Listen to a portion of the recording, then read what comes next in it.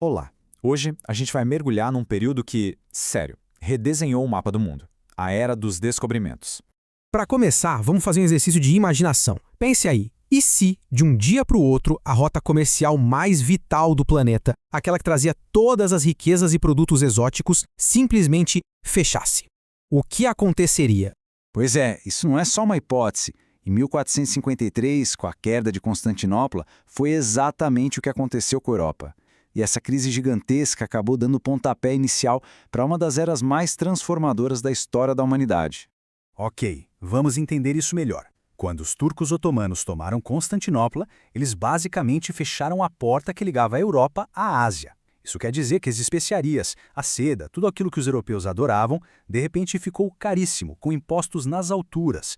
O mundo conhecido tinha entrado literalmente num beco sem saída. E o mais interessante é que não era só uma questão de dinheiro. Foi, na verdade, uma tempestade perfeita. De um lado, tinha a ambição política dos reis, que queriam mais poder e mais terras. Do outro, uma nova classe de comerciantes super ricos, a burguesia, que tinha a grana e viu nessas viagens uma chance de ganhar prestígio. E, claro, ainda tinha o forte desejo de espalhar a fé cristã pelo mundo. Todos esses interesses acabaram apontando para a mesma direção, o oceano. E quem foi o primeiro a se jogar nessas águas desconhecidas? Portugal. Pensa bem. Espremido ali na pontinha da Europa, com a Espanha do lado, não tinha para onde crescer por terra. O único caminho era o mar. Mas os portugueses não foram na louca, não. Pelo contrário, foi tudo muito bem pensado, um plano metódico. E a figura-chave aqui foi o infante Dom Henrique, o navegador. Ele montou em Sagres um verdadeiro centro de tecnologia de ponta da época, juntando os melhores cartógrafos, astrônomos e pilotos para desvendar os segredos do oceano. Era um projeto de Estado, paciente e de longo prazo. E essa linha do tempo mostra direitinho essa paciência. Olha só as datas. Foram mais de 80 anos de avanços, passo a passo. Cada ponto desse mapa foi uma conquista enorme. Começou lá em 1415 com Ceuta, depois veio a superação do temido Cabo Bojador, até que em 1488 Bartolomeu Dias conseguiu contornar a África. Foi uma maratona, que terminou com Vasco da Gama finalmente chegando na Índia. Agora, vamos para a Espanha. Eles entraram nessa corrida quase 80 anos depois de Portugal, ou seja, estavam bem atrás. E para competir, chegaram com uma ideia completamente diferente, uma aposta de tudo ou nada. E aqui fica claríssimo o choque de estratégias. Portugal tinha um caminho seguro, testado, contornando a África. Já a Espanha, para ter alguma chance, precisava de um atalho.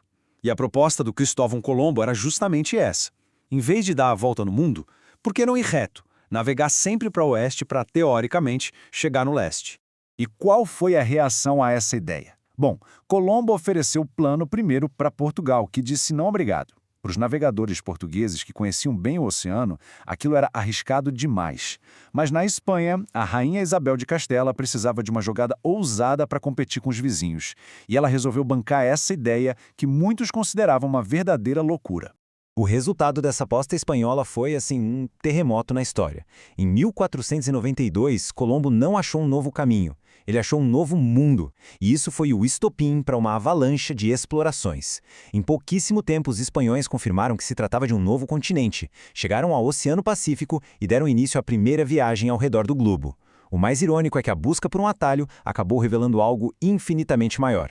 Bom, com Portugal dominando a rota da África e a Espanha com um continente novinho para explorar, era óbvio que as outras potências da Europa não iam ficar só olhando, né? A corrida, que começou entre vizinhos, virou uma disputa global. E aí Inglaterra, França e Holanda entraram com tudo no jogo. Os ingleses focaram na América do Norte e ainda usaram piratas oficiais, os corsários, para roubar o ouro espanhol. Os franceses simplesmente ignoraram o tratado que dividia o mundo entre espanhóis e portugueses e foram criar suas próprias colônias. E os holandeses, que eram uma potência naval e comercial, foram para a briga direta com Portugal na Ásia e ainda fundaram uma cidadezinha chamada Nova Amsterdã, que hoje a gente conhece como Nova York. Tá, mas e no fim das contas, qual foi o resultado de toda essa movimentação, de toda essa corrida pelos oceanos? As consequências foram gigantescas, complexas e moldam o nosso mundo até hoje. E aqui que a história fica bem complicada. Por um lado, o mundo se conectou pela primeira vez, mas essa conexão foi feita na base da força. Foi o começo do colonialismo, da exploração em massa e da escravidão de milhões de africanos. Sociedades inteiras nas Américas foram destruídas. Ao mesmo tempo, dessa mistura, muitas vezes violenta, nasceram novas culturas, novas sociedades e uma troca global que mudou a comida, a arte e o jeito de pensar de todo mundo em todos os continentes. E é com essa reflexão que a gente termina.